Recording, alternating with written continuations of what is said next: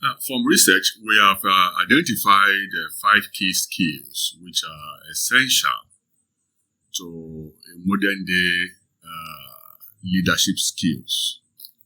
In other words, for you to successfully lead your team and your organization to success, these 5 skills we'll be looking at are important. They are not a prescription for success. No, will they come all known? Will they cure all known organizational ills? No. There may be bullet points, but we don't believe they are platitudinous. Indeed, their ramifications individually, organizationally, and culturally are profound.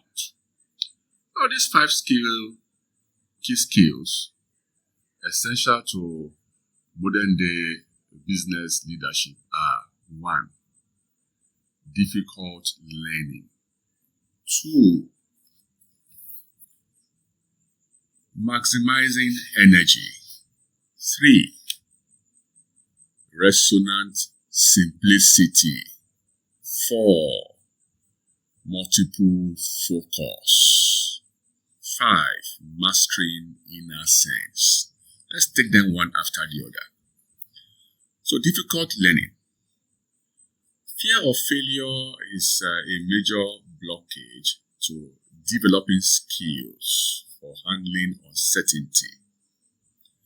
So today's corporate leaders have to balance the conflicting needs of offering security and certainty to their staff, while at the same time promoting more change and innovation than has ever been seen in the lifetime of the organization and the staff. So learning is the key tool in this process, especially the ability to identify and learn the things that the individual or organization find hard to learn. This frequently involves a reorientation to take risk and make mistakes. I will say it again. This frequently involves a reorientation to take risk and make mistakes. How many executives can honestly say they work for an organization in which risk-taking is positively encouraged? How many executives admit to their mistakes? How many actively and deliberately learn from them? The second skill to look at in this equation is maximizing energy.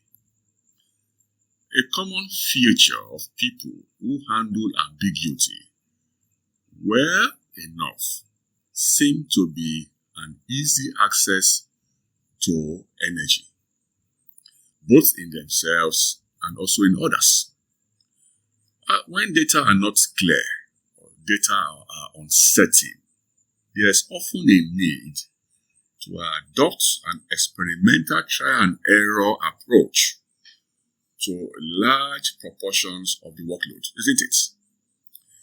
This can be very wearing, can wear you out, and uses a lot of your physical and mental energies, as well as your emotional energies.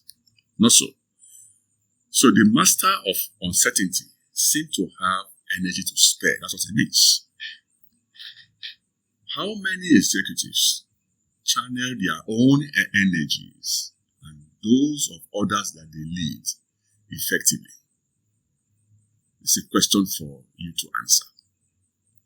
The third skill required at this time is your resonant simplicity.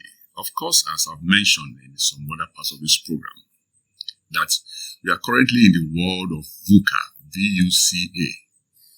I will add R to it, V-U-C-A-R. So what does VUCA mean? V stands for volatility. The U stands for uncertainties. The C stands for complexities. And then the A, ambiguities. And then the R, risk.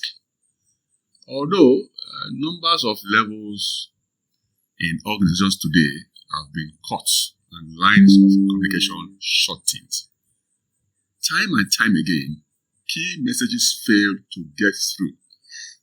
In periods of change, chaos, and complexity, the leader who has the ability to capture the essence of an issue in a way that resonates with the rest of the organization is going to get the message through.